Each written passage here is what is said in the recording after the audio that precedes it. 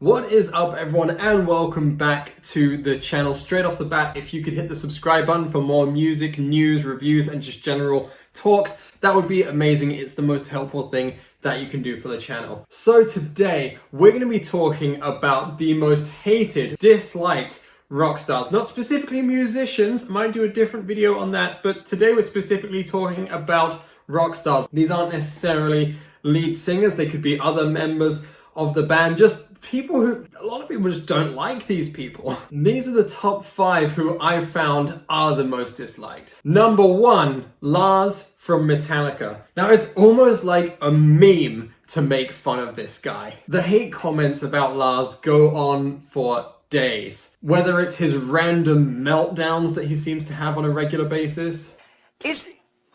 Hello? Do you know what I mean? He fucking left the band! The fact that he messes up fairly often and isn't the best drummer in the world. I mean, that was a pretty darn easy fill he missed there. Or the fact that he was really at the forefront of it all when they sued Napster, which I will do a separate video on, I think. Honestly, I think one of the main reasons the other members haven't, quote, bought him out, because, you know, this is one of the bands that he started, is because they sort of appreciate his craft and they embrace this sort of hatred and criticism that he gets. They understand it. They're not going to turn their back on a 5-decade-long relationship, even though other bands, I'm sure, if their drummer was incompetent or sometimes difficult to work with, they might consider replacing them even with a session musician. Session musicians are very, very common within rock music these days, particularly for older bands. I think the main reason for Lars's decline in drumming abilities might have actually been because of Metallica changing their musical style. With albums like Load, when they went in a more hard rock direction, bearing in mind this album came out like 25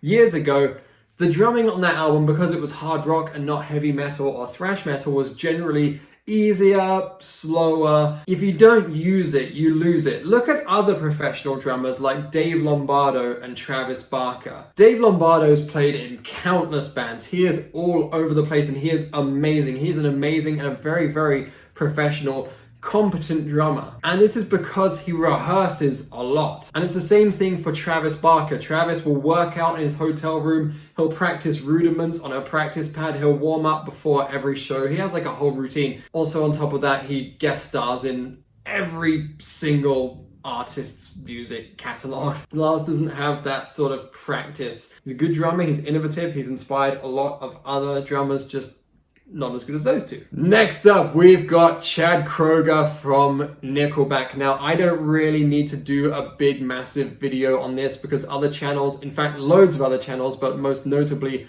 Stevie T and Finn from the Punk Rock MBA have already done a video. Most of the hate around Chad comes down to the cringe. Songs like SEX and Something in Your Mouth, all of these sort of explicit songs done by a guy who just, yeah, we don't need that. You're not Johnny Sins. No offense, no disrespect. Or maybe it was his feud with Corey Taylor from Slipknot and Stone Sour. If you're gonna go up against someone, the last person you should go up against is Corey Taylor. Whether it's fandom or the guy himself, that's not gonna end well. Or it could be how Nickelback switch between melodic, beautiful, slow ballads, which people might play at their cringy wedding, and then we'll go into a heavier hard rock song, which happens to also be a wrestling soundtrack. What I do respect about Nickelback is the other members, such as Ryan and Daniel, kind of embrace that as well. They even go on interviews sort of making fun of themselves and calling themselves not the cool guys. They understand that. Why don't we get ourselves to open up for ourselves?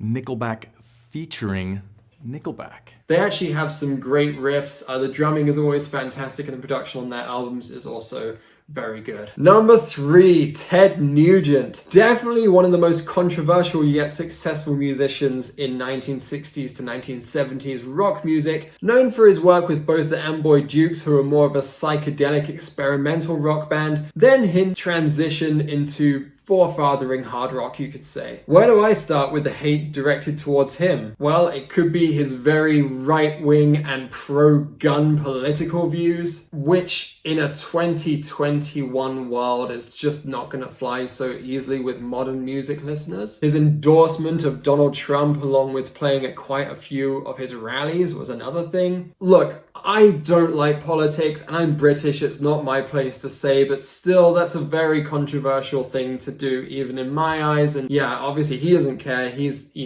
had his day. He's still a very successful touring musician amongst the red state lot, etc. But I can see where the dislike and disregard towards him comes from. But I think the icing on the cake was the bashing of Obama and Clinton. Not only making threats on their life, which resulted in the Secret Service actually having to approach him, but also calling Hillary a devil bitch and a bitch on numerous occasions. Again, I'm not a great fan of these people either, but come on. Number 4. The Demon Man himself, Gene Simmons. Now, Paul and Ace have always been my favourites in Kiss, but I still have a lot of respect for Gene because he's taken Kiss from this New York band to the huge, massive, global arena powerhouse that they are. A lot of that was his ideas. The capitalization of the band, the intense merchandising, plus the concepts of their stage shows. Kiss would not be the same band they are today, 50 years later, if it wasn't for that aspect. When you think of so many 70s, 80s, and 60s bands, only a select few of them will still play arenas in every single city all over the world to this day. A lot of them might be playing theaters, they might play festivals, but only the ones like Kiss, Aerosmith, Rolling Stones, etc. are going to be the ones, headlining the festivals, and Kiss are up there with them, and a lot of it is due to this and also the songwriting. Gene says, "We wanted to be in the band that didn't look like a bunch of guys who should be in the library studying for their finals. I wanted stars up on stage, so we wore 8-inch platform heels, put on more makeup than your mother, and made more money than a banker. My makeup came as a result of a lot of things Americana, Godzilla, horror movies, science fiction." So yeah, it was all kind of coming out of that puffy head of his. I think some of the reason people dislike Gene are the same reasons other people actually like him. He is obsessed with money, has actually said the most important thing is money. He has tried to trademark certain things in order to make more money. He acts misogynistic towards women on a regular basis and has been accused by some of his ex-bandmates of groping their wives. A lot of people who are actually fans of Kiss dislike Gene on the basis that even though they like the music, they don't think he's the most talented musician. And this is also evident in the fact that a lot of Kiss's biggest hits were either written by Paul, Ace, or Peter Criss. Not to say that songs like Juice, which were written by Simmons, bad either, but I think a lot of the talent was coming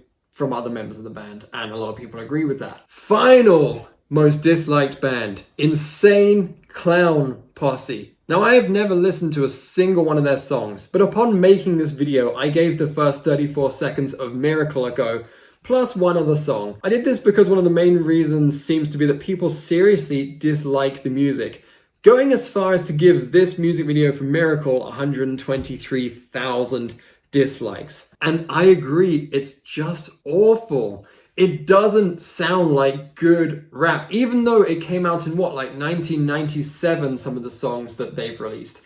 It doesn't sound like good rap. It sounds like they've copied and pasted Run DMC beats into Cubase or Logic or Sonar or whatever, and they just rap terrible cringe lyrics over the top of it. It's not original, it's not innovative. I'm really not sure why their gimmick seems to appeal so much to Midwest and red state Americans. They actually have a huge following called the Juggalos, and they even have a Juggalo festival, a Juggalo meetup. And the Juggalos have almost become gang-like, with numerous accusations and arrests due to assault and even murder by Juggalos. Yeah. I think the beginning of this influence and impact was probably to do with their involvement in wrestling. They were signed to a few wrestling corporations at certain points, and they even started their own backyard wrestling corporation, I do believe. Kind of goes hand in hand, just random mindless entertainment. They also had a short feud with Slipknot during that era 20 years ago when a bunch of bands tried having a gimmick in order to garner more attention. Think Mudvayne, Mushroomhead, Where's Borland, etc. Which, to be fair, a lot of these bands and artists have gone on to be pretty darn successful. Understatement, actually, some of them are very successful. But yes, there's a wide world of music out there, so how these two are selling gold and platinum records is beyond me. Awesome, guys. Thank you so much for watching. I had a lot of fun putting this together for you guys. One more time, hit the subscribe button to help the channel out. It would mean the world to me. Thanks so much, and I will see you soon.